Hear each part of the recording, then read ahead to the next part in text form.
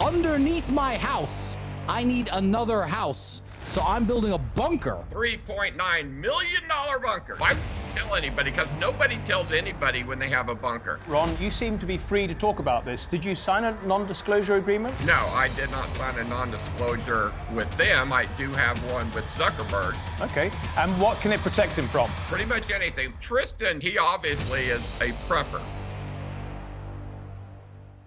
So what, they call you up and they say, we want a bunker? It's as simple as that. I didn't know who they were. Oh.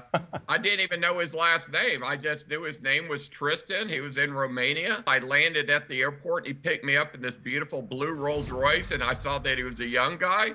And then we went to his house, and I saw those supercars there. And I looked at him, I go, what the hell do you do? So I went to lunch with Tristan because I was there for 1 or 2 nights. And then his brother Andrew showed up at lunch, and I didn't know anything about his brother. He just sits down and starts eating. And honestly, I didn't know anything about them till after I left. And then I started looking some stuff up, and I was like, oh, those guys are somebody. So you turn up and you're having dinner. Is it at their house or is it in a restaurant? No, we're at a restaurant. Right, you know, he first picked me up.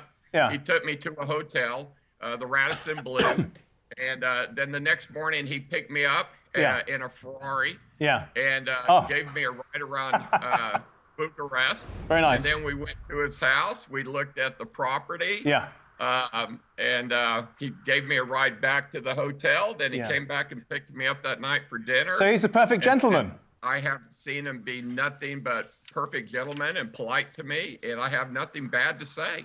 And the interesting thing is, Ron, you seem to be free to talk about this. Did you sign a non-disclosure agreement? No, I did not sign a non-disclosure with them. I do have one with Zuckerberg. All right, well, let's get into the details then. So the Tate brothers live in Romania, and they call you up. They say, we want a bunker underneath our house. And how far have you got with that? Did they tell you why they wanted one? He's like most of my customers. It's part fantasy and it's part look, when you have all the money in the world and you've got enough money that you're buying supercars and Ferraris and Lamborghinis and you're just parking, you're running out of things to buy.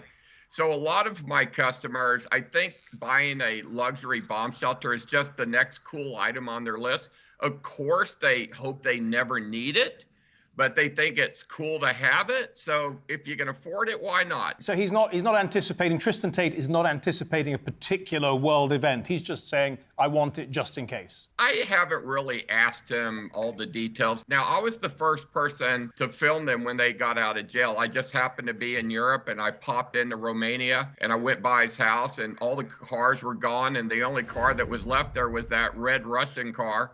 And he actually showed me his food collection. He was asking me about what kind of foods to get. So he showed me what he had. So Tristan does have somewhat of a prepper mentality because he's buying the food, he's getting the supplies, he's getting the bunker. So, you know, he obviously is a prepper. Okay, let's talk about the bunker itself then.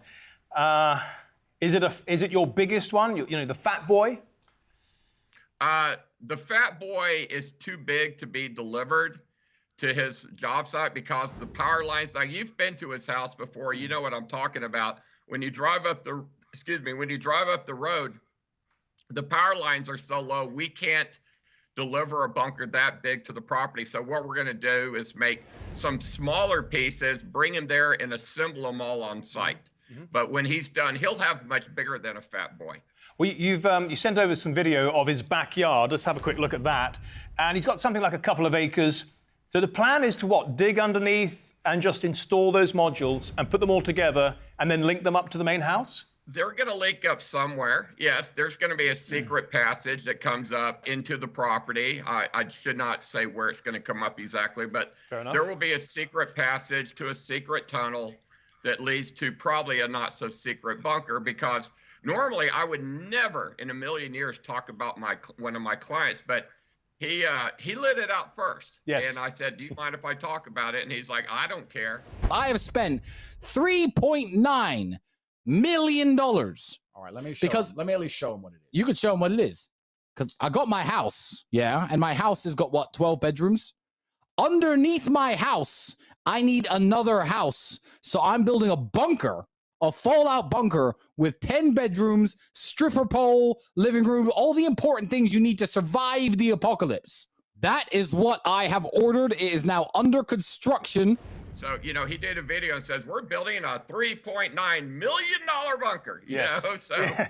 Very good point. Why would you tell anybody? Because nobody tells anybody when they have a bunker.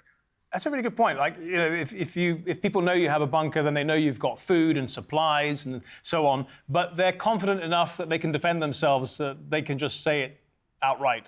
I guess he feels he's going to have enough protection around that he'll feel safe. So $3.9 million, and apparently, according to our chat yesterday, he gets 70 square meters of living space. It's made of steel. It's quite luxurious inside. You're burying it 2 meters underground, and now his bunker's 200 square meters. The Fat Boy is a single bunker that's 70 square meters. He's getting 6 bunkers that are each 40 square meters. So he's getting 240 square meters or 2,400 square feet of bunker, which is, in the world of bunkers, it's large. Okay. And what can it protect him from? Pretty much anything. The first thing it will protect him from is nuclear fallout. The second thing it will protect him from is any kind of chemical gases, chemical warfare. But the third thing is probably one of the most important ones. It will protect him. His bunker is like a big biosphere. If you go inside that bunker and there was an airborne pandemic that is wiping out the world and everyone's dying because they're breathing it in and it has a 100% fatality rate, a bunker like what I make, not just his, but all the bunkers I make, will protect you from such an event. Yeah, but for how long, Ron? As long as he's got food, water, and supplies. Now, the biological will eventually die off unless it's in spores, and each time you crack a spore, it releases again. But if it's airborne like smoke, it will eventually just die out. So your air filters, you have 1 HEPA filter or 2 HEPA filters? There's 2 HEPA filters. There's a pre-filter for breathing peacetime air, and then if we go into wartime, you would actually hook up a canister that has carbon and a second larger HEPA filter in it. So you would have double filtration. Okay.